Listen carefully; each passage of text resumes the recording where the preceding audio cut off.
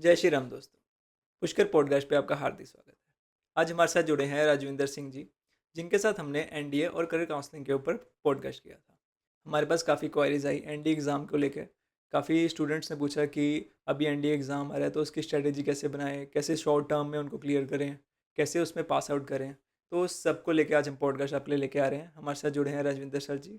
नमस्कार पुष्कर। नमस्कार सर। तो जैसे कि सर अभी हमें इतनी सारी क्वेरीज आ रही है इसके एग्ज़ाम को लेके, और हम्म, पिछली हमारी पॉडकास्ट को देख के काफ़ी सारे लोग इंस्पायर हुए हैं, काफ़ी सारे नौजवान बनना चाहते हैं तो वो काफ़ी अच्छा पॉडकास्ट गया था। तो मैं जानना चाहूँगा इतने शॉर्ट टर्म पीरियड में कैसे सब तैयारी कर पाएँ। हाँ Pushkar, again thank you very much for coming and doing a very good discussions today. Thank you sir. और thanks to all the students those who are inspired through our podcast और arm forces join करना चाहते हैं as an officer. और सबसे पहला step जो सितंबर में हमारा एनडीए का एग्ज़ाम आ रहा है। राइट। अब हर एक ने अपने अपने तरीके से तैयारी करी है। कईयों ने काफ़ी टाइम लगाया है, स्ट्रैटेजिकली प्लान किया है इस तैयारी को। और कई अभी है जो अभी बिल्कुल स्टार्टिंग स्टेजेस पे हैं, हाँ। अब सोच रहे हैं कि कैसे करें प्रिपरेशन सीरियसली। तो ये हमारा डिस्कशन आज का उनके लिए भी बहुत बढ़िया होने वाला है।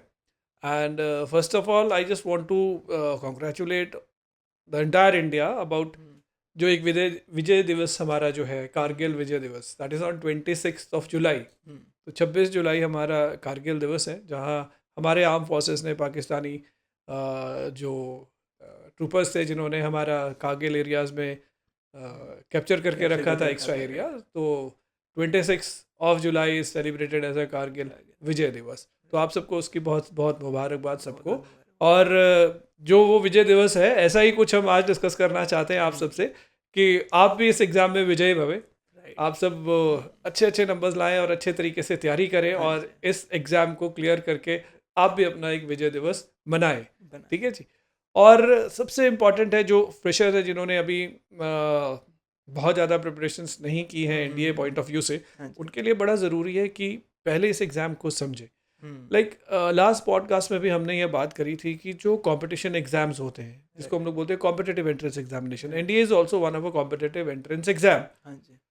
तो जो एग्जामिनर है ना, हम्म। वो उस कॉम्पिटिटिव एग्जाम में हम बोलते हैं आपकी नॉलेज नहीं देख रहे। हम्म। वो एग्जाम इसलिए रिजेक्ट कर रहे हैं कि उसको मैक्सिमम स्टूडेंट को रिजेक्ट करना है और कुछ अच्छे स्टूडेंट्स को आगे लेके आना है हम्म। जो सेकेंड राउंड में एसएसबी में जाएंगे। राइट। उसके बारे में भी हमने डिस्कशन किया था पहले। आज डिस्कशन एग्ज़ाम का है हमारा कि राइट। पहले हम एग्ज़ाम क्लियर करेंगे तो एसएसबी के लिए जा पाएंगे। राइट। तो हमें ये समझना है कि एग्जामिनर ने क्या स्ट्रैटेजीज लगाई हैं कि हम उसमें फंस जाएं हम्म, और हम रिजेक्ट होकर बाहर आ जाएं। सही ठीक है बात जी। है। तो उन चीज़ों को समझना है और इस शॉर्ट पीरियड के अंदर हमें अपने स्ट्रॉन्ग पॉइंट्स को और ज़्यादा स्ट्रॉन्ग करना है, हम्म, वीकनेसेस को समझना है समझना और है। उसके जाल में फंसना नहीं है। राइट। उतना उतना प्रिपेयर करके एग्ज़ाम को देना है ताकि हम इस एग्ज़ाम को क्लियर करके आगे निकल जाए। राइट। अब इसके लिए ज़रूरी क्या है? इसके लिए ज़रूरी है पहले तो उसका हम पैटर्न समझें। Right. Mainly. So examination pattern is we have two exams. First paper is mathematics. Okay. 2.5 घंटे का पेपर है बच्चे, और हम्म, उसमें 120 क्वेश्चन पूछे जाएंगे, हाँ जी। Multiple choice question. सिलेबस वही है जो 11th एंड 12th में हम मैथ्स में पढ़ रहे हैं। हाँ। अब जो स्टूडेंट्स 12th में अभी आए हैं, हम्म, जिन्होंने अप्रैल से पढ़ना स्टार्ट किया है, ऑब्वियस है कि उन्होंने पूरा मैथ्स तो पढ़ा ही नहीं। राइट। और मैक्सिमम स्टूडेंट्स जो +2 अपियरिंग हैं इस टाइम, हम्म। उन्होंने पूरा मैथ्स नहीं पढ़ा है। हम्म, तो ये सोच के नहीं जाना कि हम पूरा मैथ्स की तैयारी के साथ जा पाएंगे। सही बात आपने +1 का मैथ्स पूरा पढ़ा है, है। उसको पास करके आप +2 में आए हैं। सही बात तो आपको एक प्लान बनाना पड़ेगा कि कितना सेक्शन मुझे +1 से उठाना है, कितना मुझे +2 से मैथमेटिक्स उठाना है। है। Right. And the second paper is again 1.5 hour, वो होता है गैट का। हम्म। अब गैट का एग्ज़ाम क्या है? उसमें आपको पूछा जाता है अलग अलग अलग सब्जेक्ट्स में से। इंग्लिश में से आपको क्वेश्चन आते हैं 50। हम्म। आपको साइंस जो आपने 9th एंड 10th में पढ़ी है, हम्म, उसमें से अराउंड 50 क्वेश्चन आएंगे। ओके। फिर हिस्ट्री, ज्योग्राफी और पॉलिटी, उसमें अराउंड 35 क्वेश्चंस आपको मिलेंगे। ओके। और करंट अफेयर्स कि ओके। क्या आजकल हमारा चल रहा है, लास्ट 6 मंथ्स में राइट। हमें क्या क्या इवेंट्स, न्यूज़ेस या इंपॉर्टेंट चीज़ें रही हैं, हम्म, उसके में से अराउंड 15 क्वेश्चन। ठीक है। सो ये दो सेक्शंस है। मैथ्स जो मार्क्स आपको देता है 300, हम्म, और जो गैट वो आपको मार्क्स देता है 600। 150 क्वेश्चन, 600 मार्क्स, तो टोटल 900 मार्क्स का हमारा ये एग्ज़ाम होता है हम्म, जो एनडीए का एग्ज़ाम है। अब इस एग्ज़ाम को क्लियर करने से पहले हमें ये समझना पड़ेगा कि पिछले सालों में जिन स्टूडेंट्स ने ये एग्ज़ाम क्लियर किया उन्होंने कितने कितने मार्क्स लिए या उन्होंने कितने कितने परसेंटेज स्कोर किया, ताकि हम एक टारगेट फिगर को लेके चल सके कि अगर हमने वो टारगेट फिगर अचीव की तो हमारे बहुत चांसेस हैं कि हम इस एग्ज़ाम को क्लियर करके नेक्स्ट राउंड के लिए चले जाएं. सही बात है. राइट. तो important is if we discuss the cut offs. अगर मैं 2021 से बात करता हूँ, साल में 2 बार एग्ज़ाम होता है as we said, April and September. तो 2021 अप्रैल में जो स्टूडेंट्स ने क्लियर किया इस एग्ज़ाम को, तो उन्होंने, जो लास्ट स्टूडेंट जिसने क्वालिफाई किया, he scored 343 marks out of 900. Okay. Just 343 marks out of 900 and he cleared the NDA written examination. That is around 38% marks. Right. और सितंबर 2021 में जब एग्ज़ाम हुआ तो स्टूडेंट ने अराउंड 355 मार्क्स लिए 900 के बीच में से. ये हो गया अराउंड 39.4% मार्क्स. Right. अब अगर 2022 में आता हूँ, 2022 के अप्रैल में इट इज़ अराउंड 360 के आसपास स्कोरिंग था. ये बड़ा थोड़ा सा scoring, and it comes to around 40% पे आ गया कट ऑफ. लेकिन आप जब इस एग्ज़ाम्स को, कॉम्पिटिशन्स को बड़े एक्सपीरियंस के साथ देख रहे होते हैं ना, तो आपको एक ट्रेंड देखना चाहिए कि अगर आपकी कट ऑफ्स धीरे धीरे बढ़ रही हैं ऊपर की तरफ, एज ए डिस्कस 21 अप्रैल से लेके 22 अप्रैल तक देखा तो थोड़ी थोड़ी इंक्रीज हुई. एग्जामिनर भी देख रहा है, तो उसको समझ में आ रहा है कि जो स्टूडेंट्स एग्जाम देने आ रहे हैं वो कुछ तैयारी के साथ आ रहे हैं. उनके पीछे बड़ा एक्सपीरियंस लगा है, जो लोग उसको समझा रहे हैं ऐसे करेंगे ऐसे करेंगे, ये कट ऑफ्स ऐसे कर रही हैं, इस टाइप के क्वेश्चंस आ रहे हैं, तो आप स्कोरिंग बढ़ जाएगी ऊपर. राइट. तो वो थोड़ा सा उसको एडजस्ट करने के लिए एडजस्टमेंट्स क्वेश्चन पेपर पे और अपनी स्ट्रैटेजी पे दोबारा से करेंगे. राइट. तो अब आप देखो कि जब उसने 2022 सितंबर में एग्ज़ाम दिया, राइट, अब 2022 सितंबर के एग्ज़ाम में जो कट ऑफ आया, दैट ड्रॉप्ड टू 360 से ड्रॉप करके सीधा 316 पे आ गया. अच्छा. मतलब 316 you qualify the NDA written examinations. Right. It's around 35% पे आ गए हम सीधा ड्रॉप करके. अच्छा, अब अप्रैल 2023 और नीचे गिरी कट ऑफ 301. मतलब आप समझो 360, उसके बाद 316 और 301. 301 means around is it 30% marks. Right. अब जो पिछले साल सितंबर में एग्जाम हुआ, सितंबर 2023, you will be surprise to see that कि कट ऑफ और नीचे गिरी. अच्छा. और नीचे गिर के surprisingly 292 marks out of 900. 292 marks out of 900 is hardly 32% marks. अरे बोर्ड में पास करने के लिए 33% मार्क्स चाहिए स्टूडेंट्स. सही बात है. ऐसे आपको एनडीए ने दिया 32.5% में आपका एग्जाम क्लियर. मतलब यू ऑफिसर बनने के लिए आपको 32% चाहिए. 32% मार्क्स. अब जो अप्रैल का हुआ है एग्जाम, उसका ऑब्वियसली रिजल्ट तो आ गया, लेकिन मार्क्स अभी डिक्लेयर नहीं हुए. But the type of paper और जो experience and trend what we have seen, ये एक्सपेक्टेड है कि इसकी जब कट ऑफ डिक्लेयर होगी ये 292 से भी नीचे गिरेगी. तो आप देखो कि एग्जामिनर ने अपना काम कर लिया है ऑलरेडी. उसने जिस हिसाब से पेपर में एडजस्टमेंट्स करनी थी स्टूडेंट्स के कम स्कोरिंग कराने के लिए, उसने कर ली है, और उसका रिजल्ट इफेक्ट दिख भी रहा है हमें कि 2022 अप्रैल से 360 की कट ऑफ उसने 2-3 पेपर में गिरा के 292 पे लेके आ गए. ठीक है. अब जो इस साल सितंबर एग्जाम 2024 की कट ऑफ एक्सपेक्टेड है, we are not saying it's going to go down, because उसका रीज़न क्या है कि जो हमारे जैसे एक्सपर्ट्स हैं जो स्ट्रैटेजिकली प्लान कर रहे हैं, एग्जाम्स के एनालिसिस कर रहे हैं पूरे अच्छे तरीके से कि किस टाइप से एग्जामिनर ने चेंज किया जिसके कारण स्टूडेंट्स को इफेक्ट पड़ने वाला है. अब वो चीज़ हमने पढ़ी, उसके अकॉर्डिंगली हमने स्टूडेंट्स को थोड़ा सा उस एंगल से भी प्रिपेयर करवाना शुरू करवा दिया. राइट.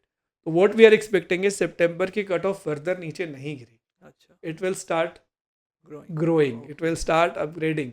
अब जो एक्सपेक्टेड है it will be around 300 to 315 के बीच में रुकेगी. ओके. तो कोई भी स्टूडेंट अगर अब सितंबर एग्जामिनेशंस के लिए ये तैयारी करने की कोशिश कर रहा है कि मुझे इसको एटलीस्ट क्लियर तो करना है, तो ये समझ के चले कि कट ऑफ 300-315 के बीच में रहने वाला. ओके. तो अब आपको ये प्लान बनाना पड़ेगा कि मुझे 900 में से 315 कम से कम कैसे लेने स्कोर करना है, राइट। एक तो टारगेट तो फिक्स हुआ हमारा हम्म, कि हमने 315 से ऊपर स्कोर करना है, राइट और अब करना कैसे है, अब इसका प्लान बहुत ज़रूरी है हमें बनाना, राइट राइट। अब हम डिवाइड कर लेते हैं आगे जाके भी कि भाई अगर मुझे एक प्लान बनाना है कि मुझे इस छोटी जो मार्क्स है इससे ज़्यादा मार्क्स कैसे लेने हैं, तो मैं एक एवरेज स्टूडेंट के लिए एक आपको प्लान जो आपको स्क्रीन पे भी मिलेगा, और आप उसको डाउनलोड भी कर सकते हैं, आप डिस्क्रिप्शन में डाल देना उनकी स्लाइड्स, कि अगर मैथ्स में मैं 120 जो क्वेश्चन आने हैं, वैसे मैं +2 पे बहुत ज़्यादा नहीं किया, मैंने शायद अराउंड 40% +2 का सिलेबस पढ़ा है, लेकिन मैंने बाकी सारा +1 का अच्छे से पढ़ा हुआ है, राइट। 120 में से मैं बोलता हूँ सिर्फ हम जो टारगेट करेंगे, विल टारगेट अराउंड 50 क्वेश्चन में ठीक करने वाला हूँ। 120 से 50 question it is going to give me around 125 marks. 2.5 का कट मल्टीप्लिकेशन होता है राइट आंसर्स में, तो आपने 50 अगर क्वेश्चंस ठीक किए तो आपको 2.5 के हिसाब से 125 मार्क्स मिल जाएंगे। एक चीज़ और याद रखिए कि कई स्टूडेंट ये सोच रहे हैं कि सर 50 स्कोर करना भी मेरे लिए मुश्किल है, मेरा मैथ्स बहुत अच्छा नहीं है। तो हमने आपको ये भी बोला था कि आर्म फोर्सेस में आर्मी आपको ये बोलती है अगर मैथ्स नहीं भी पढ़ा है तो भी आप आर्मी के लिए एनडीए का एग्ज़ाम दे सकते हैं। राइट तो इसका मतलब है कि आर्म फोर्स बोलती है मुझे मैथ्स बहुत ज़्यादा ज़रूरी नहीं चाहिए, लेकिन हाँ आपको आना चाहिए। तो उन्होंने जो मिनिमम मैथ्स की क्वालिफाइंग कट ऑफ रखी है दैट्स अराउंड 25%, कि आपने 25% भी मार्क्स अगर ले लिया मैथ्स में, हम आपको क्वालिफाई कर देंगे मैथ्स में। तो 25% मीन्स 120 में से आपने अगर 30 आंसर ठीक कर दिए, just 30 answers out of 120 questions, तो आपका कट ऑफ क्लियर हो जाएगा मैथ्स का, राइट। बट क्योंकि मैथ्स स्कोरिंग है, नॉन मेडिकल के स्टूडेंट्स पढ़ रहे होते हैं, तो बोलते हैं आप इसमें एटलीस्ट 50 तक का तो टारगेट करके चलिए। राइट आगे जाके हम बात करेंगे कि कौन से इंपॉर्टेंट चैप्टर्स भी हैं जिन चैप्टर्स के ऊपर आप काम करेंगे तो आपको स्कोरिंग हो जाएगा। लेकिन एक चीज़ और ध्यान रखने वाली है स्टूडेंट्स के लिए कि अगर मुझे 50 क्वेश्चंस का टारगेट करना है, तो वो 50 क्वेश्चन के लिए मैं 120 क्वेश्चन पढ़ के नहीं जा रहा हूँ। I am very clear in my mind that I have not prepared 120 question. हो सकता है 50 के लिए मैं 80 क्वेश्चन की तैयारी करके जा रहा हूँ, और वो 80 में से मैंने 50 ठीक कर लिया, मेरा काम हो गया। मतलब मैं स्टिल 30 क्वेश्चन का मार्जिन 80 में से भी लेके जा रहा हूँ कि अगर मुझे छोड़ने पड़ गए मैं छोड़ दूंगा, तब भी 50 ठीक कर लूंगा, राइट। ऐसा कुछ प्लान मैथ्स में करना पड़ेगा हमें। अब जो सेकेंड पेपर है जिसमें हम अच्छा स्कोर कर सकते हैं, वन इज इंग्लिश, क्योंकि बहुत हाई लेवल इंग्लिश नहीं आनी है वहाँ पे। कुछ सेट ऑफ क्वेश्चन है, टाइप ऑफ क्वेश्चन है जो आते हैं, आप उसके ऊपर काम करिए, राइट। उसकी भी डिटेल्स हम आगे डिस्कस करेंगे, राइट। अब 50 क्वेश्चन जो आते हैं वो हमें दे सकते हैं 200 मार्क्स। अब मैं बोलता हूँ 50 नहीं करेंगे हम 25 क्वेश्चन ही ठीक कर लेंगे, और वो 25 कहाँ से करेंगे वो भी डिटेल डिस्कस करेंगे। This 25 will give me 100 marks, right. अब अगला जो पार्ट आ गया जिसमें जनरल स्टडीज आती है, एक सेक्शन होता है जिसमें फिजिक्स, केमिस्ट्री एंड बायोलॉजी आती है, 50 question, again they can give you 200 marks. तो अब नॉन मेडिकल के स्टूडेंट ने फिजिक्स भी पढ़ी है, केमिस्ट्री भी पढ़ी है 11th में और 12th के काफ़ी सेक्शंस की, आनी 9th-10th की है, आपके कॉन्सेप्ट्स और क्लियर है। This is the most scoring subject in India written exam. हम तो बोलते हैं कि अराउंड 30+ आप 50 में से निकाल लो वहाँ से, लेकिन हम बोलते हैं फिर भी अभी शॉर्ट पीरियड है आपका, आपने पूरा अच्छे से नहीं किया, अभी भी आपके पास करीबन you have around 45-50 days NDA से पहले जहाँ आप इस पर काम कर सकते हो।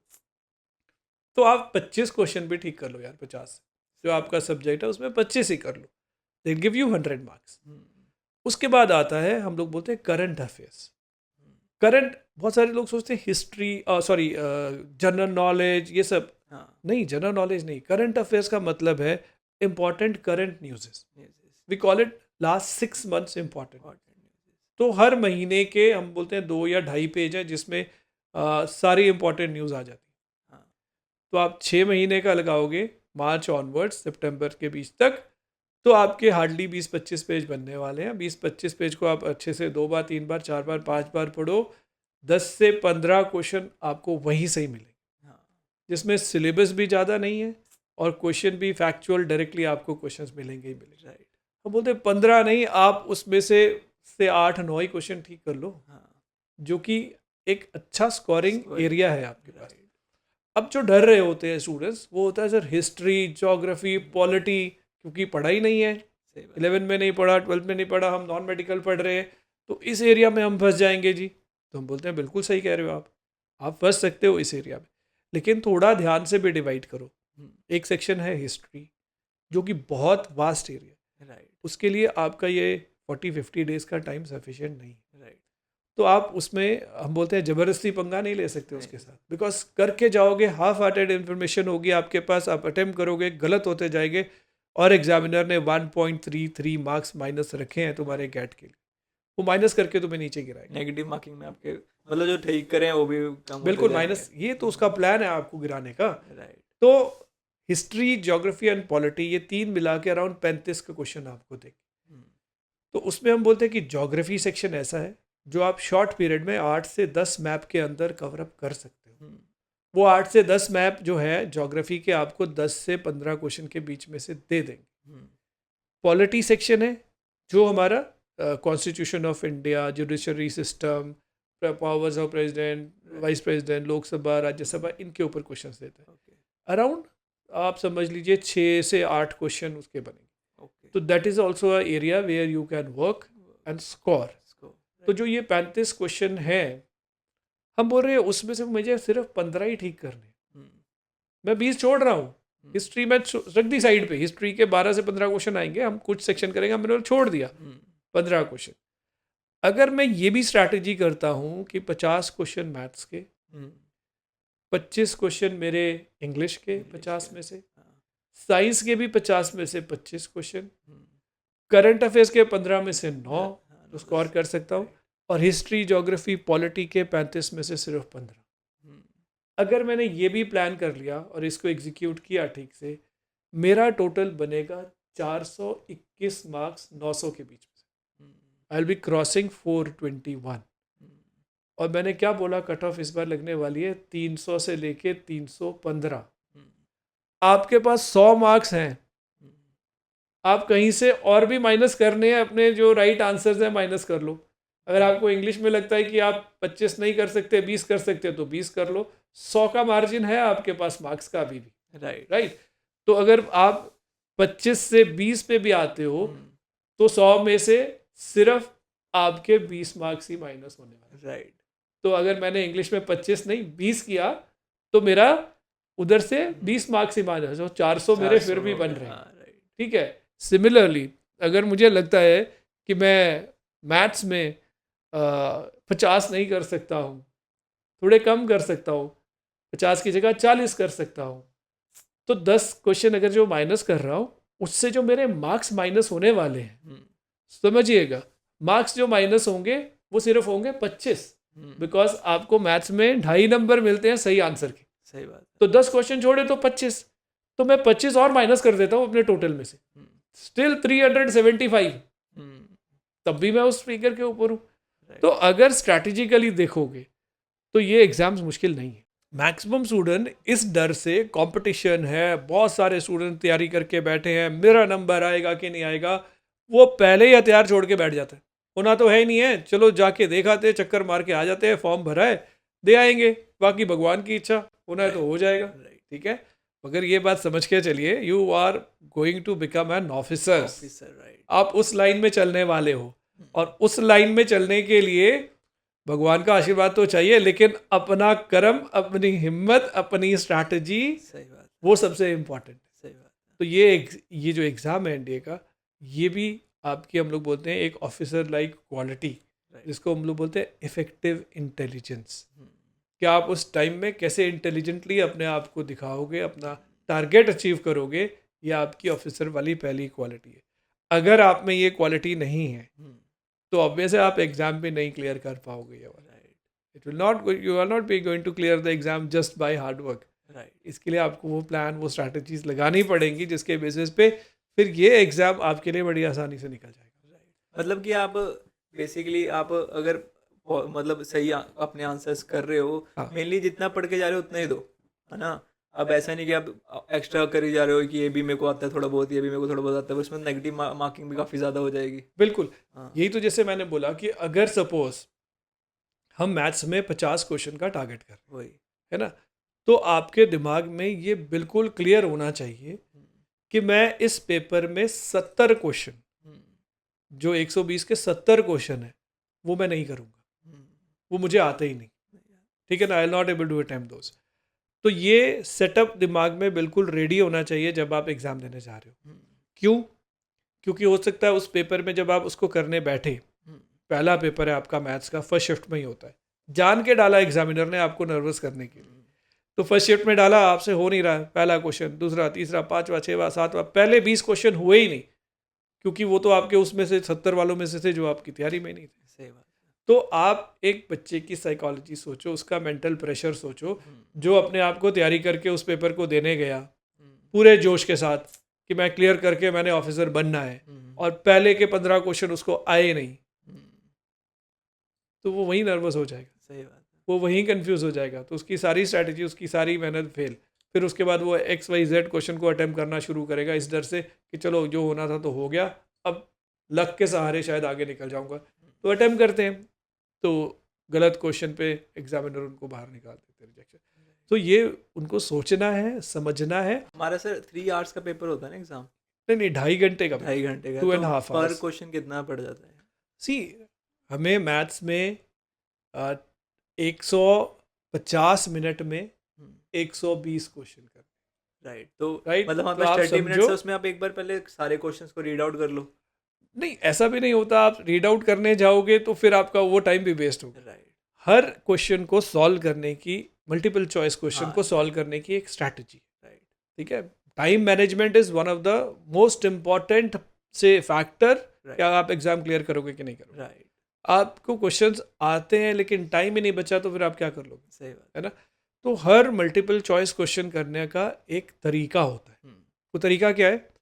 हम बोलते हैं कि आप विद से मैथ्स है या जो भी, उसको आप 10 सेकेंड में उस क्वेश्चन को पहले रीड करो। 10 सेकेंड में आप क्वेश्चन को पढ़िए। नेक्स्ट 5 सेकेंड्स आप डिसाइड करिए कि इस क्वेश्चन को अभी करना है मैंने, मुझे आता है कि नहीं आता, या इस क्वेश्चन में मुझे थोड़ा टाइम लगना पड़ेगा, सोचना पड़ेगा, तो मैं इसको बाद में करूं, या तीसरा ऑप्शन, ये तो चैप्टर मैंने किया ही नहीं, मुझे आता ही नहीं। राइट। तो नेक्स्ट 5 सेकेंड में आपको ये डिसाइड करना है, और ये डिसाइड करके जो आपका डिसीजन निकला है उसको इम्प्लीमेंट करना है। राइट। कैसे? अगर आपको आता है, आप उसको टिक करो क्वेश्चन को, और उसको सॉल्व करो, राइट। ठीक है। एंड सॉल्व करने का भी टाइम डिफाइंड है। अगर मैं बोल रहा हूँ 120 क्वेश्चन 150 मिनट के अंदर, तो आपके पास 1.25 मिनट एक क्वेश्चन का बनने वाला है। राइट। तो उसको सॉल्व करने का टाइम भी से उसने आपको दिया होगा 30-35 सेकेंड्स या 40 सेकेंड्स। तो 40 सेकेंड्स में आप उसको सॉल्व करो, राइट। और नेक्स्ट 5 सेकेंड उस आंसर को मार्क करने के लिए दिए जाते हैं, कि उसको आंसर शीट पे भी तो मार्क करना है। राइट। वो भी टाइम उसी के बीच में ही। तो आपने क्या किया, 10 सेकेंड में क्वेश्चन को पढ़ा, 5 सेकेंड में उसको डिसाइड किया करना है नहीं करना है, या बाद में करना है। मैंने कहा वो जो आप डिसीजन लोगे आपके क्वेश्चन नंबर के ऊपर दिखना चाहिए। आता है तो टिक मारो, नहीं आता तो क्वेश्चन नंबर को क्रॉस करो, नेक्स्ट क्वेश्चन पे शिफ्ट कर जाओ। अगर उसको होल्ड करना है तो उसको सर्कल करो, फिर शिफ्ट कर जाओ, ठीक है। उससे क्या होता है, एक आप अपने दिमाग की जो प्लान और स्ट्रेटजी बना के आए उसके अकॉर्डिंगली चल रहे होते हैं, कि मैंने 50 करना है, ये नहीं आता साइड में छोड़ा, मैंने अगला करूँगा अगला करूँगा। दूसरा, मैं टाइम मैनेजमेंट मुझे अच्छा मिलने लग जाता है। और तीसरा, कि मेरे जो सही आंसर्स करने हैं ना, मैं पहले वो सही करता हूँ पहले, फिर जो बाद में करने में वापस आऊँगा अगर मेरे पास टाइम बचेगा। अगर अनफॉर्चुनेटली नहीं भी बचा, तो मैंने जो मुझे सही आते थे वो तो मैंने पूरे किए। सही बात है। और वो 50 से ऊपर ऑब्वियसली बन जाएंगे मेरे, ठीक है। हाँ, अब ये आपका लक है, या आप कहाँ भगवान आपके काम आएंगे वो मैं आपको बताता हूँ। जरूरी है उनका आशीर्वाद लेके जाना, लेकिन काम कहाँ आएंगे कि अगर तुम लकी रहे तो तुम्हारे जो 50 करने वाले क्वेश्चंस हैं वो शायद शुरू के 70 क्वेश्चन के बीच में आपको मिल जाए, तो आप कॉन्फिडेंटली अपने 50 क्वेश्चन करके मूव ऑन कर जाओ। हाँ, अगर नहीं मिला आशीर्वाद तो ये भी हो सकता है कि पहले के 70 क्वेश्चन वो हों जो तुम्हें आते ही ना हो, और लास्ट के 50 वो हों जो तुम्हें आते हो। हाँ, लेकिन पहुंचते उतना ब्रेकडाउन हो जाएगा, वहां तक 70 क्वेश्चन नहीं कर पा रहे हो, और वहां तक अपनी हिम्मत, अपना स्ट्रैटेजी, अपना प्लान बरकरार रख सकते हो, तो फिर तो डेफिनेटली ऑफिसर बनोगे ही बनोगे, है ना। बट ये चीज़ मैक्सिमम स्टूडेंट नहीं कर पाता।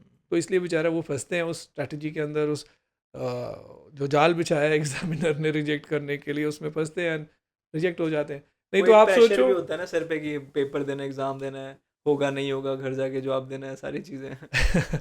ये तो है ही ऑब्वियस हाँ। है। देखो हर बच्चा जब एग्ज़ाम देने जा रहा होता है बहुत होप्स, बहुत एक्सपेक्टेशंस, बहुत सारी चीज़ों के साथ जाता है राइट। और मेहनत भी करिए। अगर हम बात कर रहे हैं 45 डेज़ की भी, तो अगर हम 45 डेज़ हमारे स्टूडेंट्स भी काम करते हैं तो वो भी एक होप और एक एक्सपेक्टेशन के साथ पेपर देने जाएंगे, राइट। है ना, कि भाई हमने तैयारी की है, मेहनत करी है, चलो आधी भी करी लेकिन करी तो है।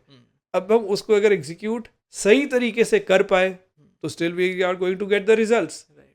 लेकिन अगर हम वहाँ पे कैजुअली तरीके से उस चीज़ को जाके गए, फिर sure you are not going to get the results. Right. वो रिजल्ट्स नहीं मिलेंगे तुम्हारे को। तो वो ज़रूरी है कि आप उसको सीरियसली करो। और देखो आर्म फोर्सेस तो है ही इम्पॉर्टेंट कि आप जैसे हम लोग बोलते हैं इफेक्टिव इंटेलिजेंस, रीजनिंग एबिलिटी, ताकि हर चीज़ को आप सही सोर्सेज को यूज़ करके, सही प्लानिंग करके आप अपना टारगेट अचीव कर लीजिए। तो उसको करने के लिए ये क्वालिटी चाहिए और वो ग्रो करिए, वो क्वालिटी ग्रो करिए अपने अंदर। अपनी जो हम बोलते हैं कैपेसिटीज, अपनी जो पोटेंशियल्स है उसको जानो, समझो। जिन चैप्टर्स में स्ट्रांग हो उसमें कॉन्फिडेंस रखो कि उसके क्वेश्चंस ठीक करेंगे। जिनमें वीक है उसको एडमिट करो वीक है और उसको साइड करो कि इससे नहीं मैंने अभी पंगा लेना है, ये मुझे माइनस करने वाला है। I will not attempt this paper or this question. I'll rather save the time of that 30 second of that question, Right. and I'll be using it to another one. to another which I feel that I can clear. Right. ऐसे बढ़ती है थोड़ी सी आपकी strategy ना, जिस हिसाब से आप प्लान करते हो। हाँ, ऐसे कि अगर आप अपना मतलब लेके बैठ गो कि मैं तो पढ़ के आया हूँ और मैं क्वेश्चन करूंगा और उस पर आपके 3-4 मिनट लग रहे हैं फिर भी नहीं निकल रहा। यही तो बात है ना, हम कहते हैं कि अपने पेपर को एग्जीक्यूट करना कैसे है। Right. बहुत ज़रूरी है, बहुत ज़रूरी हर स्टूडेंट के लिए समझना। हमने बोला कि जो सेकंड चॉइस है हमारी, नहीं आता तो क्रॉस, मैंने उसका जो 30-35 सेकंड एग्जामिनर ने सॉल्व करने के लिए दिया है ना, मैंने वो सेव कर लिया। आप सोचो अगर 70 क्वेश्चन में नहीं कर रहा हूँ तो मैंने 70 मल्टीप्लाई बाई वो 30 सेकेंड्स, मैंने 35 मिनट बचा लिए अपने। 2.5 घंटे में 35 minute is a huge amount of time. वो किस पे यूज़ कर रहा हूँ? जिसमें मैं सर्कल किया है कि इस पर मैं बाद में आके ना मैंने इस पर ट्राई करना है। तो उस पर अगर एग्जामिनर ने 30 सेकंड में दिया है, मैं 1 मिनट लगा रहा हूँ, 1.5 मिनट लगा रहा हूँ, मेरे पास है ना टाइम।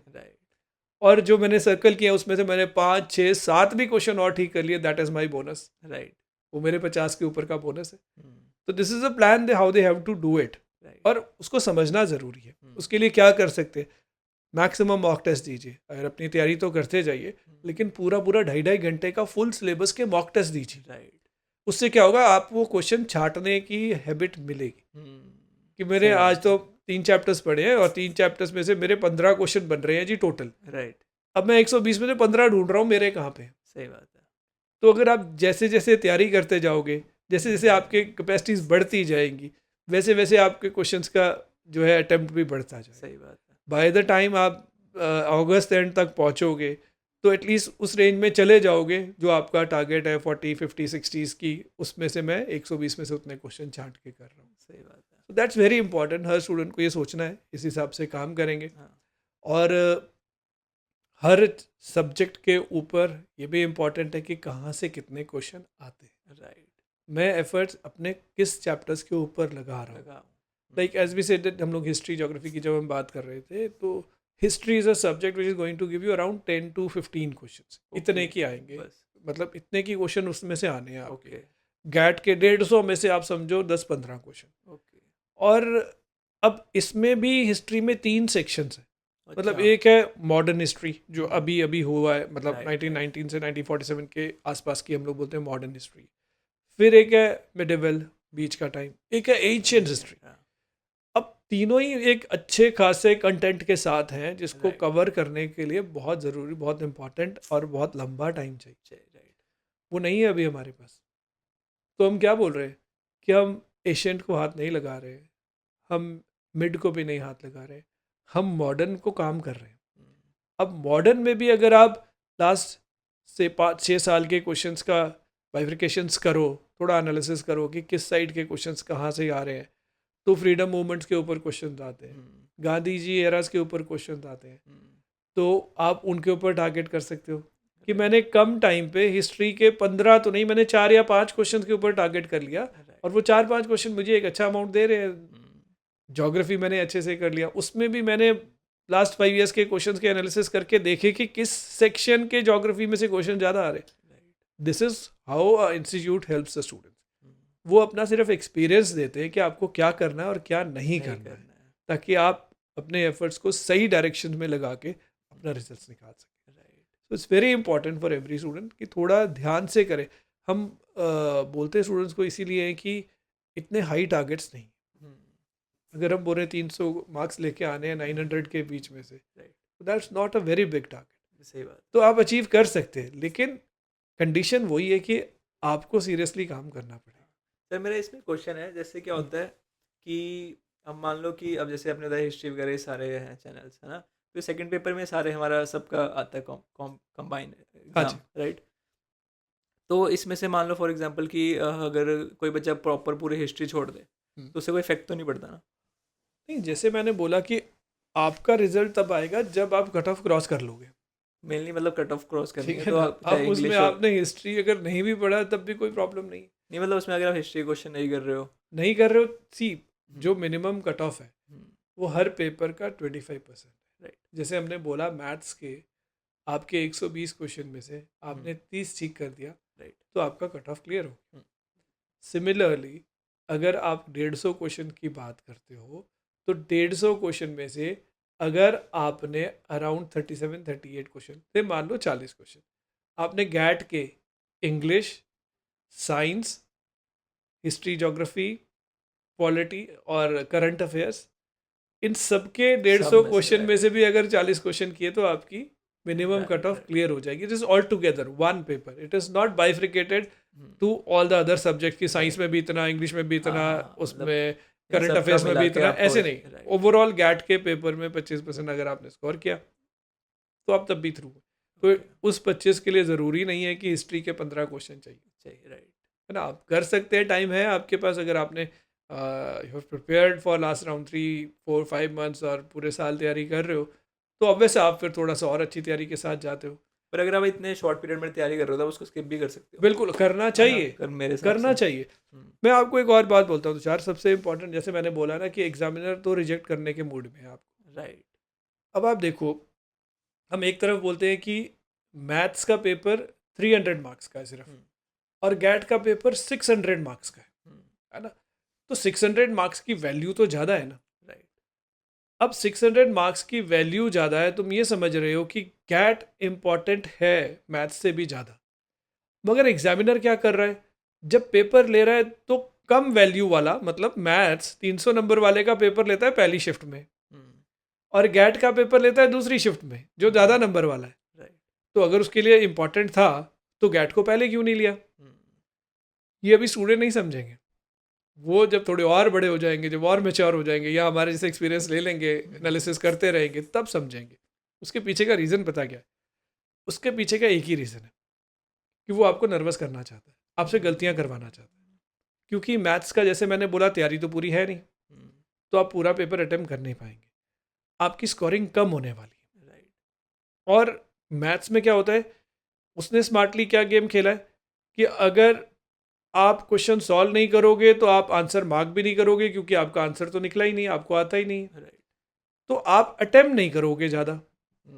आप तुक्के तो नहीं मार सकते, मेरा आंसर ही नहीं निकला तो मैं ज़बरदस्ती क्यों अटेम्प्ट करके अपने नंबर माइनस कराऊं। और पहले पेपर में गया हूं तो वैसे ही थोड़ा सा मैं कॉन्शियस होता हूं कि मैं नेगेटिव मार्किंग नहीं करूंगा, तो उसने उस पेपर को पहले सेक्शन में डाल दिया। लेकिन और एक चालाकी क्या करी, बोलता है कि अगर तुम्हारा मैथ्स का आंसर ठीक हो गया, मैं आपको 2.5 नंबर दूंगा, और अगर मैथ्स का आंसर गलत हुआ तो 0.833 मार्क्स माइनस करूंगा। 0.833, ठीक है, 2.5 नंबर दे रहा हूं और 0.833 माइनस कर। अब जब आप पेपर देख के बाहर आओगे पहली शिफ्ट से मैथ्स का, तो ऑब्वियस है कि आप ज़्यादा अटेम्प्ट तो कर नहीं पाओगे, क्योंकि आपकी तैयारी भी नहीं, सिलेबस भी कवर नहीं हुआ।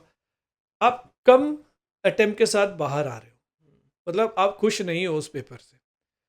स्कोर भी किया तो 40-45 के आसपास आपने आंसर ठीक किए, या उतने भी। अब डर है आपके मन के अंदर, यार पेपर तो अच्छा हुआ नहीं मेरा मैथ्स का, मैं तो कुछ सोच रहा था और कुछ और कर लेता, एक्स्ट्रा हो जाना था, पर ये तो अच्छा हुआ नहीं।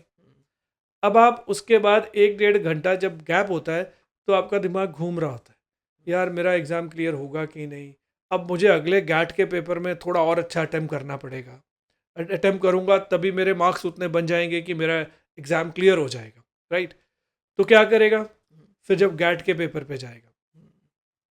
अब गैट का पेपर ऐसा है जिसमें कोई कैलकुलेशन वाला आंसर नहीं है, नहीं है। सारे याददाश्त वाले, राइट। सब मेमोरी बेस है। हाँ। आपका हिस्ट्री मेमोरी बेस, आपका current affair memory base, geography memory base, polity, English memory base, आपका physics chemistry biology memory base. तो उसने सारे क्वेश्चन मेमोरी बेस डाल दिए। अब मेमोरी बेस का क्या होता है, मैथ्स में तो प्लस माइनस आंसर आ गया तो राइट है। मेमोरी बेस में आपने उस चीज़ को कहीं तो कुछ थोड़ा सा क्लास में देखा था, टीचर ने कहीं बोर्ड पे कुछ लिखा था, मैंने चलते चलते किताब में वो थोड़ा सा हिंट सा लिया था, I am not sure about it, but वो सारी चीज़ें मेरे दिमाग में कहीं ना कहीं तो थोड़ी थोड़ी पड़ी हैं। जब मैं वो मेमोरी बेस्ड क्वेश्चन देखता हूँ तो उस क्वेश्चन में मुझे लगता है कि ये शायद मैं कर सकता हूँ, ये मैंने कहीं पढ़ा है। अब वो कंफ्यूजिंग स्टेट में, वो सही आंसर नहीं आपने पकड़ा हुआ है। अगर आपने सही सटीक तैयारी करी है तो सटीक आंसर दोगे, अगर आपने वे ऊपर ऊपर से किया है तो आपके अंदर कंफ्यूजन होगा। राइट। और क्योंकि जब आप उस स्टेज से नेक्स्ट पेपर जाने जाने के लिए जाते हो जहाँ पे आपको पता है पीछे प्रेशर से आ रहा हूँ मैं मैथ्स का, और फिर आपका मन पता है क्या बोलता है, तो जो अटेम्प्ट कर रहा है ना वो ठीक है, जो तू मार्क कर रहा है ना, जो तू बोल रहा है ना आंसर वो ठीक है, क्योंकि वो आपको ना अंदर से खुश रखना चाहता है, आपको डिप्रेस नहीं करना चाहता, आपका मन, आपका जो सबकॉन्शियस माइंड है, तो वो आपको खुश करने के लिए बोलता है कि आप जो अटेम्प्ट कर रहे हो ना वो ठीक कर रहे हो। पीछे से आपको अटेम्प्ट एक्स्ट्रा करना है, कंपनसेट करना है मैथ्स को, और जो क्वेश्चन कर रहे हो आपको लगता है कि वो ठीक हो रहे हैं। अब आप उसमें क्या करोगे, अटेम्प्ट बढ़ाओगे। राइट। अटेम्प्ट बढ़ाओगे तो एग्जामिनर को पता है कि इसमें गलतियां ज़्यादा होने वाली हैं आपकी, और उसने स्मार्टली क्या किया, हाँ, इसकी उसने नेगेटिव नेगेटिव मार्किंग। मार्किंग 1.33 कर दी। हाँ, इसकी बढ़ा दी। ठीक है ना, उसको स्टूडेंट को लग रहा है कि 4 नंबर मिलने वाले हैं, उसको ये नहीं पता है कि वो 1.33 तुम्हारे टोटल में से माइनस करता जा रहा है। राइट। एंड फाइनली जब स्टूडेंट बाहर आते हैं ना, जब एनालिसिस करते हैं रिजल्ट का, और 90% स्टूडेंट बोलता है मेरा गैट के कारण पेपर रिजेक्ट हो गया क्योंकि वो सोचता है कि अटेम्प्ट तो करके आ गया था, क्वेश्चन मेरे गलत हो गए। बोलते हैं आप जो चीज़ दिख रही है ना आसान, वो आसान नहीं है, वो एक ट्रैप है जो तुम्हें बना के दिया गया जिसके बेसिस पे तुम्हें रिजेक्ट करना है। तो अगर आपने जो हमने प्लान्स बनाए, जो स्ट्रैटेजीज बनाई कि आप इसके थ्रू इसके थ्रू इतने इतने क्वेश्चंस भी आप अटेम्प्ट अगर कर लोगे तो आपका स्कोर तो बहुत ऊपर है कट ऑफ्स के। राइट। एंड आप उन सब्जेक्ट्स पे टारगेट करो जिस पे अच्छी स्कोरिंग हो सकती है। इन दोनों एग्जाम्स के बीच में कितना टाइम रहता है? You will get around 1.5 hour, 1 घंटे के आसपास, 1-1.5 घंटा मिलता है आपको पहले और दूसरे पेपर के बीच में, बस Okay. इतना ही गैप होता है। पहला पेपर आप 10 बजे से लेके आप लगा लो 12:30 बजे तक, दूसरा पेपर अराउंड 1:30 बजे से स्टार्ट कर देते तो हैं। आप उधर ही बैठते हो, राइट? आप बाहर बैठते हो, you Okay. Wicket the premises, आप बाहर जाते हो, आप खाओ पियो लंच करो, थोड़ा बहुत जो आप रिफ्रेश हो जाओ, यहाँ गैट के लिए थोड़ा रिवाइज करना है रिवाइज कर लो जो चीज़ें। मैं बोलता हूँ वो गैप इसीलिए जहाँ पे वो आपको प्रेशर में डाल रहा है प्रेशर में डाल। राइट। कि आप थोड़ा एनालिसिस कर रहे हो, पेपर देख रहे हो मैथ्स का, ये भी नहीं कर पाया, ये जितना नहीं हुआ दिमाग पाया, चला ये रहे हो नहीं आया, उतना ये फंसते वाला, जा रहे हो। उतना ही फंसते जा रहे हो आप, राइट। उस डेप्थ के अंदर उतना ही फंसते जा रहे हो। सो ये एग्जामिनर की स्ट्रैटेजी है जी, जिस हिसाब से वो रिजेक्ट करने वाला है आपको। But we always say that कि वो विजयी बनना है तुम्हें, है ना। राइट। तो हम डिस्क्रिप्शन में वो सारे chapters will give you a complete strategies कि मैथ्स में भी अगर करना है तो मैथ्स में भी आप +1 के कौन कौन से चैप्टर्स करिए जिसमें से कितने कितने क्वेश्चंस एक्सपेक्टेड है आ जाएंगे, आ जाएंगे। Right. So I will give you the list which is going to give you around 80-85 questions आपके 120 में से बन जाएंगे, जिसमें आपके वो चैप्टर्स रहेंगे जो आपने +1 में भी किए और जो इजी भी रहे हैं। जैसे मैथ्स के अभी अराउंड हम समझते हैं 40% के आसपास सिलेबस कवर होगा सितंबर से पहले पहले। उस 40% में भी इनिशियली जो चैप्टर्स हैं, जैसे matters and determinants, easy chapters हैं, वो दे देता है 8 से 10-12 क्वेश्चन आपको। तो आप सोचो कि आपके 30 में से 1/3 आपको एक ही चैप्टर देने वाला है, तो आप उस पर 3 बार कर लो ना उनकी exercises, right. Previous years question 3 बार कर लो ना उसके, एटलीस्ट और दूसरा चैप्टर करने से पहले उस पर तो श्योर हो जाओ कि वो 8-10 में से आप 6-7 तो क्वेश्चन ठीक करोगे करोगे। सही बात है। ऐसे ही सिलेक्ट कर सकते हैं अपने अपने चैप्टर्स। इसके बेसिस पे आप अपना एक प्लान बना सकते हो कि इतने यहाँ से इतने आते, और एग्ज़ाम देने जब जाओ तो पूरे कॉन्फिडेंस के साथ जाओ कि मेरा ये प्लान है और मैंने ये एग्जीक्यूट करके अपने लिए अपना रिजल्ट निकाल लेना है। मतलब मेनली स्ट्रेटेजी के साथ हो, ऐसे नहीं बस जाके दे के आ जाओ, ये वाला सिस्टम मत वो होगा ही नहीं। बिकॉज आप ऑफिसर के लिए एग्जाम देने जा रहे हो, है ना, ऐसे नहीं Obvious कि है, आप आप ऑफिसर 10वीं के का लिए एग्जाम या 8वीं का एग्जाम दे रहे हो, ऑफिसर का एग्जाम दे रहे हो, तो वो प्रेशर भी वैसा फील होने वाला है, हाँ, बट उसके लिए इफ यू आर प्रिपेयर्ड। बिल्कुल सर। देखो हम तो बोलते हैं at the end officer like qualities तो देखी जानी है। एसएसबी में भी जैसे पहले हमने बात किया, एसएसबी में भी ऑफिसर लाइक क्वालिटीज़ देखनी है। तो ये एग्जाम में भी तुम्हारी ऑफिसर लाइक प्लानिंग और officer like execution of your plan, victim intelligence, ये सारी दिखेंगी वहाँ पे। अगर तुम हो, तुम्हारे अंदर वो क्वालिटीज़ हैं, तो तुम ऑफिसर बनने के लायक हो। अगर नहीं है तो चाहे इस एग्जाम में तुम ओके सोके पास तो हो जाओ, लेकिन एसएसबी में वो रिजेक्ट करेंगे तुम्हारे इसी इन्हीं लैक ऑफ क्वालिटीज़ के कारण। राइट। तो अभी से ग्रो करो, अपना प्लान करने की कोशिश करो।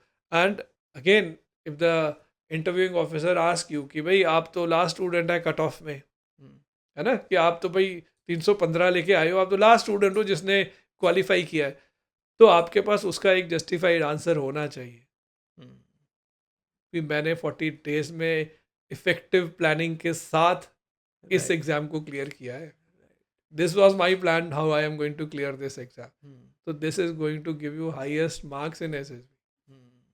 ठीक है ना? तो ये बड़ा इंपॉर्टेंट चीज़ें हैं जो स्टूडेंट को समझना है। वी डोंट से इसकी ये एग्जाम नॉर्मल एग्जाम्स तो है ही नहीं ना, हम बोलते हैं यार वो जो बाकी स्टूडेंट दे रहे हैं देने दो उनको, जेई मेंस नीट, ये वो अपने लेवल पे अपने एग्जाम्स दे रहे हैं। तुम ऑफिसर बनने के लिए एग्जाम दे रहे हो जिसमें एग्जाम और तुम्हारी अपनी क्वालिटीज़ वो सारी दिखनी है, तो दिखाओ और कॉन्फिडेंटली दिखाओ।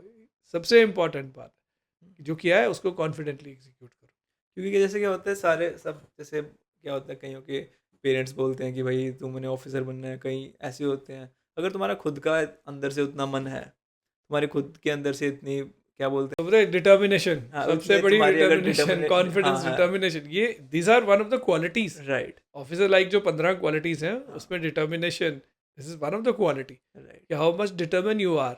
मतलब फेलियर्स के बाद भी आप डिटर्मिन हो, प्लान कर सकते हो अपने आप को कि मुझे उस चीज़ को फतेह कैसे करना Right. है ना, how I have to clear this exam. वो आपकी determination, that is also one of the factors. जैसे बोलते हैं अगर आप उतने पागल हो तो ही आप कर पाओगे।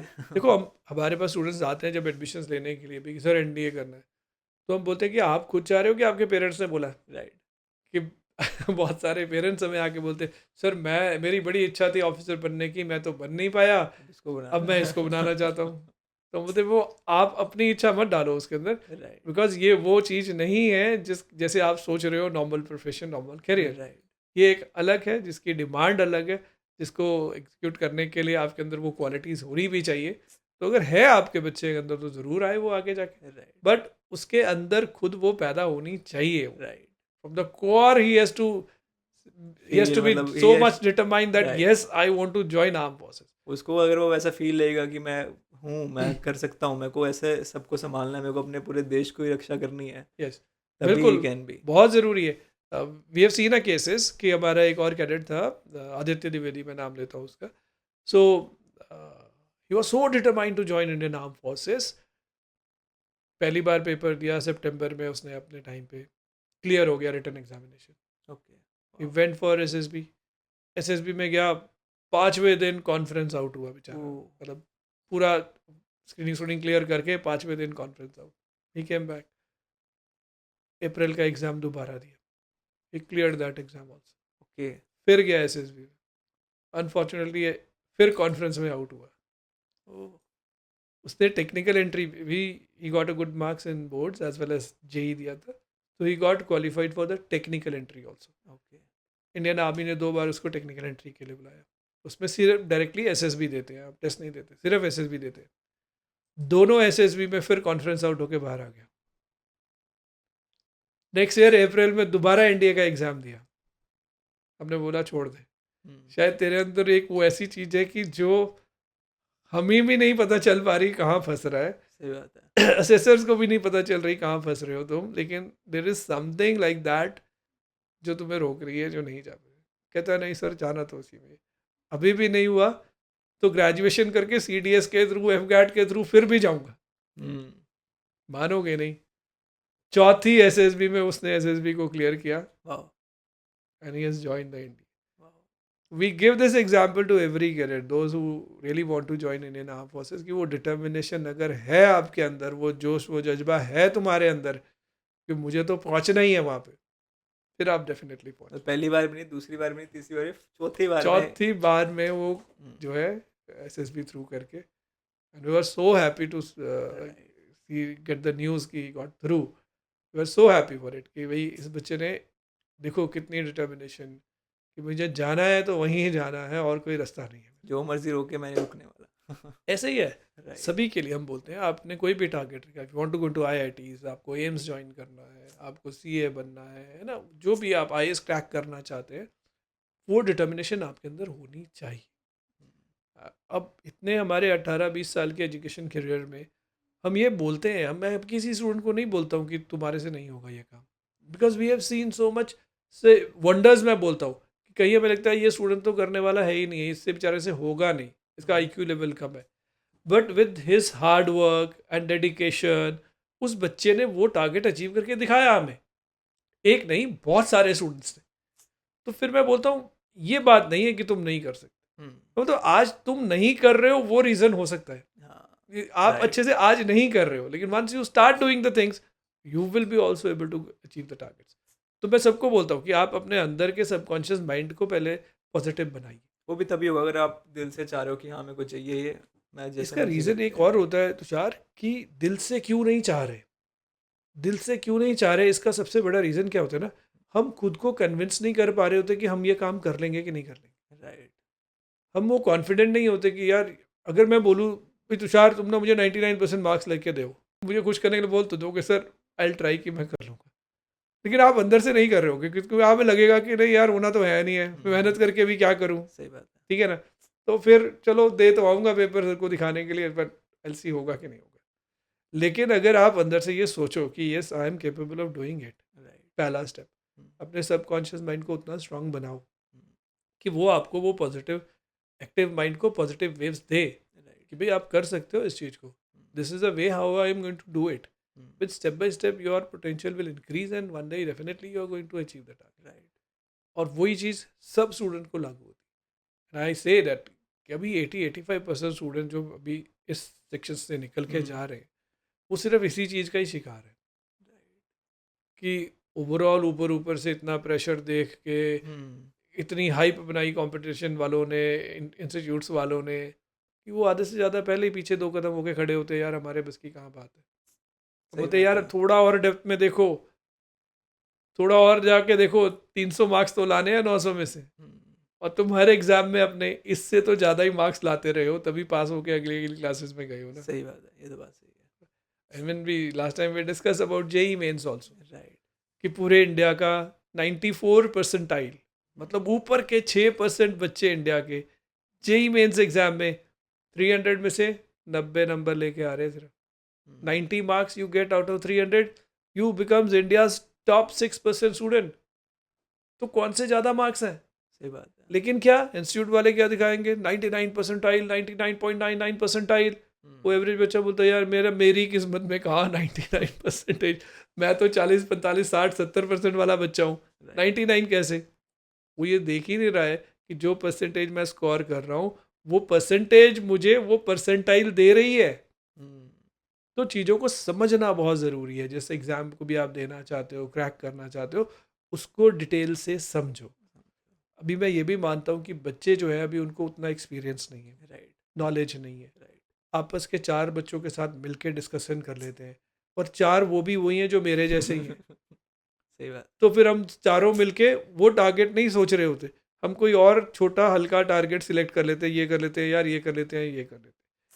तो it is request to all, suggestions to all students कि जो भी कोई भी एग्ज़ाम या कोई भी एक हाई टारगेट अपने अचीव करना चाहते हैं, डेफिनेटली मिलो आपसे एक्सपीरियंस लोगों से, कंसल्ट करो, डिस्कस करो, ताकि आपके अंदर वो कॉन्फिडेंस आ सके राइट, और आपको एक सीधा रास्ता मिल सके कि जिसके ऊपर आप अपने एफर्ट्स लगा के आप वहाँ तक पहुँच सकते हो। सही बात है। I said believe in the systems कि आज के टाइम पे आसान है सारी चीज़ें, राइट, बिकॉज रास्ते बड़े क्लियर हो गए हैं। सही बात है। क्योंकि जो आपको गाइड कर रहे हैं, जो आपको समझा रहे हैं, जो आपको रास्ता दिखा रहे हैं, वो आपके जितने नहीं, आपसे बहुत ज़्यादा एक्सपीरियंस्ड है। सही बात है। मैं तो मजाक मजाक में कई बार स्टूडेंट्स को बोलता हूँ कि मैंने 20 बार एनडीए का एग्ज़ाम दे दिया। हम्म, आप पहली बार देने वाले हो या दूसरी बार देने वाले हो ना, मैंने 20 बार दिया, क्योंकि लास्ट 10 ईयर से हम लोग देख रहे हैं इस एग्ज़ाम। तो 20 बार का एनालिसिस, कुछ तो मेरा रास्ता बना होगा सही बात है। कि जो एक बार या 2 बार से ज़्यादा आसान होगा। सही बात है। तो आप देखो तो सही उस रास्ते को एक बार, और शायद उस रास्ते के बेसिस पे आप अपने टारगेट तक पहुंच जाओ। सही बात है। It's very important. हाँ, आज अगर हम बोल भी रहे हैं कि अगर हमें जो सुन रहे हैं या देख रहे हैं जो हमारे स्टूडेंट्स, तो ज़रूर कंसल्ट करें जिस भी टारगेट के लिए आप काम करना है। राइट, तो आपको एक इजी, हम लोग बोलते हैं क्लियर, फुल प्रूफ, इजी रास्ता हर गोल के लिए आज के टाइम पे अवेलेबल है। राइट। आपको ढूंढना नहीं है, आपको सिर्फ उस रास्ते पे ना सिंसियरिटी एंड डेडिकेशन से चलना। चलना है, राइट। तो आज का भी हमारा जो डिस्कशन है, इट इज़ ओनली दिस कि अगर मुझे सितंबर एग्ज़ाम क्लियर करना है तो तो सबसे पहली बात, आपके अंदर अब जो हमारे पास ये 40 डेज़ का टाइम बच गया है, आपके अंदर सिंसियरिटी एंड डेडिकेशन होना चाहिए, वो 40 दिन, कि मुझे सीरियसली काम करना है और इस एग्ज़ाम को क्लियर करना है। सही बात है। हो जाएगा, हम्म, लाने तो 300 प्लस ही है ना, आराम से हो जाएगा। बट वो डेडिकेशन सिंसियरिटी तो तुम्हारी ना, रास्ता तो हम दिखा देंगे, हाँ, जैसे हमने बोला डिस्क्रिप्शन में हम डालेंगे वो सारी चीज़ें कि हर सब्जेक्ट में, मैथ्स में कौन कौन से चैप्टर्स को करो जो इजी हैं, जहाँ से स्कोरिंग होगा। ऐसे ही इंग्लिश में कहाँ कहाँ से किस किस सेक्शन में काम करना है, किस में ध्यान देना है, जहाँ पे वो फंसाएंगे आपको, उसको थोड़ा सा रोक के चलो। फिजिक्स, केमिस्ट्री, बायोलॉजी सेक्शन जहाँ से हमने 25 प्लस स्कोर करना है, उसमें भी डिस्ट्रीब्यूशन देंगे हाँ, कि काइनेमेटिक्स जो +1 का चैप्टर है उसमें से कितने क्वेश्चंस आ रहे हैं आपके। अगर केमिस्ट्री है तो केमिस्ट्री में किस सेक्शन से कितने क्वेश्चंस आ रहे हैं। बायो में बहुत बड़ा बायो पढ़ने की ज़रूरत नहीं है, हम 7 से 10 क्वेश्चन में से 4 या 5 क्वेश्चन करने वाले हैं। वो राइट। कौन कौन से सेक्शन से करने हैं उनको थोड़ा सा पढ़ लीजिए, 9th ही है, आपने पढ़ा हुआ है ऑलरेडी, तो आपको वो कॉन्फिडेंस भी देगा हम्म, और आपकी स्कोरिंग बढ़ाएगा भी, ताकि आप राइट। अपना एग्ज़ाम क्लियर कर सके। सही बात एंड उस एक ज़रूर इम्पॉर्टेंट अगेन की तैयारी के साथ साथ मॉक टेस्ट देने बहुत ज़रूरी है। सही बात है। जब तक आप वो एक्चुअल एग्ज़ाम की रेप्लिका को एक्सपीरियंस नहीं करें। करोगे, आप अपने प्लान्स को एग्जीक्यूट नहीं कर पाओगे कर फाइनल पाओगे। पेपर के टाइम पे। राइट। तो 8 से 10 अगर एग्ज़ाम दोगे और 11वां एग्ज़ाम एनडीए का देने जाओगे, तो कॉन्फिडेंटली पेपर दे सकते। सही बात है। तो you can consult us for the mock test also, अगर उनको राइट। मॉक टेस्ट के लिए ज़रूरत है तो उसके लिए भी हमारे साथ डिस्कशंस कर सकते हैं हम्म, और टेस्ट दे सकते हैं, ताकि थोड़ा थोड़ा थोड़ा कॉन्फिडेंस बढ़ना स्टार्ट हो जाए। सही बात है, क्योंकि आप सीधा ऐसे जंग में चले जाओगे हाँ, तो पक्का आपको पता नहीं ना गन कैसे चलानी, क्या करना है। पहले बिल्कुल। उसके लिए प्रिपरेशन करोगे, सब करोगे तो ही आप उसके लिए प्रिपेयर्ड होगे। तो आप मॉक टेस्ट वगैरह सब की तैयारी कर सकते हो सर के साथ। उसका हम आपको डिस्क्रिप्शन में सब मेंशन कर देंगे। बिल्कुल जी, ये बेस्ट विशेज़ है हमारी हर स्टूडेंट्स के साथ, और thanks for watching this video also. And जिस जिसको जो जो आपको हेल्प चाहिए या कंसल्टेशंस चाहिए या कुछ स्ट्रैटेजी प्लानिंग के बारे में डिस्कशंस करना चाहते हैं, मोस्ट वेलकम ज़रूर करो, ताकि अभी जो कम पीरियड है उसमें थोड़ा सा और ध्यान से काम हो जाए। राइट। और once you clear this exam, आप कॉन्फिडेंटली बाहर आओगे, then SSB will be in the month of January. तो नेक्स्ट ईयर जनवरी में आपका एसएसबी आएगा, तो आपके पास फिर आराम से आपके पास टाइम है 4-5 महीने का, जहां आप एसएसबी के लिए भी अपने आप को प्रिपेयर कर सकते हो। Right. And I said that is one of the most important part, right. कि उसकी तैयारी अभी से पैरेलली स्टार्ट कर लीजिएगा, ताकि वो क्वालिटी धीरे धीरे धीरे आपके अंदर तक चली जाए, आपके अंदर कल्टिवेटेड हो जाए। ऐसा नहीं सोचना कि 5 दिन 10 दिन 20 दिन का कोई क्रैश कोर्स कर लूँगा एसएसबी का और फिर मैं वहाँ पे जाके उस चीज़ को प्रेजेंट कर लूँगा। वहाँ पे आपसे बहुत एक्सपीरियंस एसेसर्स बैठे हैं जो पकड़ लेंगे आपको वहाँ पे, कि आप कोटेड हो, आपको किसी ने ऊपर से कोट करके भेजा है, अंदर से आपके अंदर वो क्वालिटीज़ नहीं है। एंड वो वैसे ही पहले इतने एक्सपीरियंस्ड है तो बिल्कुल। एंड दे नो कि हाउ, मतलब आपको कैसे बातों में फंसाना है, क्या करना है, कैसे आपसे चीज़ें निकलवानी है। Yes yes yes. उन एक आईओ सेक्शन जो होता है इंटरव्यूइंग वाला, हाँ, वो रैपिड क्वेश्चन पूछता है एकदम, हाँ, rapid question, will just fire 10 to 15 question, दाड़ दाड़ दाड़ दाड़ दाड़ एक बार पूछ रहेगा, आपको ना सोचने का टाइम नहीं दे रहे। वो क्वेश्चन वैसे ही वो आराम से भी आपसे पूछेगा, हम्म, आराम से आपने जो जवाब दिया और आपको रैपिड में जो पूछेगा आप क्या जवाब दे रहे हो, मैच कर रहा है कि नहीं कर रहे, सही बात है। ठीक है ना। आप अगर कॉन्शियसली बात कर रहे हो तो मतलब आप कुछ और अगर जवाब दे रहे हो तो आपको किसी ने बताया गया है कि इस क्वेश्चन का ना ऐसे जवाब देना है आपने। सही बात है। लेकिन रैपिड में जब आप उसका जवाब दे देते हो ना तो आप सोच के नहीं दे पा रहे होते, तो अगर वो डिफरेंट हो रहा होता है तो ये एबल टू कैच यू कि आपको ऊपर से अलग हो अंदर से कुछ और हो। हाँ, मतलब वो पता चल जाता है आप कितना प्रिपेयर्ड हो या कितना जल्दी जल्दी बस ऐसे ही आगे। यस, नहीं सी, हमारे arm forces is one of the best, हम बोलते हैं इन द वर्ल्ड। हमारे arm forces and the selection process जो उनका है और जो ट्रेनिंग है हमारी वहाँ, that is among the top, world के टॉप मोस्ट इंस्टीट्यूशंस के तरफ है हमारी इंडिया की। और वहाँ पे जो जाते हैं बच्चे हमारे कैडेट्स, वो भी से one of the top most students हैं। जो सिलेक्शन प्रोसेस है उनका बहुत बढ़िया एंड बहुत इफ़ेक्टिव है। आप देखिए हमारे कितने ऑफिसर्स, कितने कर्नल्स, कितने जनरल्स, कितने बड़े बड़े जो इम्पोर्टेंट उन्होंने वॉर्स, इम्पोर्टेंट डिसीजंस ले लेके काम किए हैं सारे के सारे। राइट तो वो अंदर उनके अंदर वो क्वालिटीज़ थी तो हुआ, राइट। है ना। 3 बार हमने पाकिस्तान को हराया, है ना। तो ऐसे ही नहीं हराया, वो हमारे ऑफिसर्स की क्वालिटीज़ हैं, उनकी स्ट्रैटेजीज, उनकी प्लानिंग है जो जिसके बेसिस पे ये सारे काम हुए हैं। तो वो क्वालिटी आपके अंदर हो, उनको जज करना भी आता है, ठीक है। क्योंकि बेसिकली जैसे अगर आप किसी वॉर में या किसी जगह पे हो तो उधर क्विक डिसीजन नहीं लेने होते हैं, है ना। एकदम बिल्कुल। से जैसे मान लो किसी का अटैक हो गया, कुछ भी हो रहा है, हम्म। तो आपको उस समय सोचना है। आप ये नहीं कि आप उस समय बैठ के कुछ और लोगों से कर रहे हो, वो आपका डिसीजन है मेनली। वही ये सारी ऑफिसर लाइक क्वालिटीज़ में आता है राइट। कि आप इफेक्टिव इंटेलिजेंस, ठीक है ना, रीजनिंग एबिलिटी, मतलब organising skills, power to influence group, this is one of the quality, power to influence group, कि आप ग्रुप को अपनी बात से इन्फ्लुएंस कर सकते हो कि नहीं, राइट। ठीक है ना। लाइवलीनेस, ये बड़ी क्वालिटी है एक, लाइवलीनेस ऑफिसर की। मतलब टेंस सिचुएशन हो रखी है वहाँ पे, आप वहाँ पे बैठे हैं, बड़ी टाइट सिचुएशंस में बैठे हैं, लेकिन अगर आपका मॉरल डाउन हो गया, आपने कुछ थोड़ी सी सैडनेस दिखा दी, तो आपके नीचे जो ट्रूप बैठे हैं, आपकी बटालियन बैठी है, वो तो सब पीछे हो जाएंगे। सही बात है। आपको उस सिचुएशन में खुश रहना आना चाहिए, सही बात है। ठीक है ना, ताकि आपके जो है वो मोटिवेटेड रहे, सारे के सारे बटालियन, सारे जवान आपके मोटिवेटेड रहे जो आपके साथ काम कर रहे हैं, और जो टारगेट है उसको अचीव करे जाके। Achieve करें, सही तो बात। This very very important qualities, वो सबके अंदर धीरे धीरे ही पैदा होती, तो वो कर सकते हैं आप, ऐसा नहीं कि आप वो क्वालिटीज अपने अंदर ला नहीं सकते। मेनली पहले आप ये एग्जाम क्लियर करें। पहली बात तो ये कि एग्ज़ाम पहला हाँ। स्टेप क्लियर करें, और उसके लिए वी हैव डिस्कस स्ट्रैटेजीज, और पर्सनली भी पूछना चाहते हो, डिस्कस करना चाहते हो, मोस्ट वेलकम कर सकते हो। बट अगर 1% भी सोचा है दिमाग में कि मुझे आर्म फोर्सेस में जाना है, तो उस 1% को पहले 100% में कन्वर्ट करो। फिर जो टाइम है और अपने जो आपकी स्ट्रैटेजीज और सॉरी अपनी जो तैयारियां हैं उसको एवेलुएट करो, फिर उसके बेसिस पे आप अपना एग्जीक्यूशन करो कि मुझे इस एग्ज़ाम को फर्स्ट राउंड को क्लियर कैसे और करना। ऐसा भी नहीं कि कोई ऐसा मुश्किल है कि ये बंदा कर सकता है, ये कर सकता है। एवरीवन कैन क्लियर इट, है बिल्कुल ना। सही बात है। आपने मन बना लिया, आप कर सकते हो। जैसे अभी सर आपने एग्जांपल दिया, हाँ 4th अटेम्प्ट में उन्होंने पास किया, बिल्कुल। त्रिवेदी जी ने, हाँ है ना। तो you can also do it. बिल्कुल। अगर आपका इसमें नहीं होगा, नेक्स्ट में कर सकते हैं, but you will start preparing ना। हाँ देखो, ये एग्ज़ाम ना सितंबर का, बहुत सारे स्टूडेंट्स जो हमारे अप्रैल वाले अभी +2 में हैं, ये सोचते हैं कि ये सितंबर का तो मैं ट्रायल में दे देता हूँ, राइट। देख लेता हूँ क्या होता है, और उसके बाद मैं अप्रैल वाला ना बड़ा अच्छे तरीके से दूंगा। हम ये बोलते हैं ये जो सितंबर है ना, इसको जेन्युइनली दो, पूरी तैयारी के साथ क्लियर करने के लिए। If you see the records of the student those, हमारे कैडेट्स जो इंस्टीट्यूट्स में हमारे पास पढ़ के गए, जिस स्टूडेंट ने हमारे सितंबर का एग्ज़ाम क्लियर किया है ना, उन सब ने अप्रैल का भी एग्ज़ाम क्लियर किया। क्यों? क्योंकि आपके पास एक स्ट्रैटेजी तो है ना इस एग्ज़ाम को क्लियर कैसे करना है। और कॉन्फिडेंस भी आ जाता है ना कि मैंने आपको वो कर पता है लिया, ऐसे तो मैंने इधर उधर हाँ। किया था, मेरा एग्ज़ाम क्लियर है।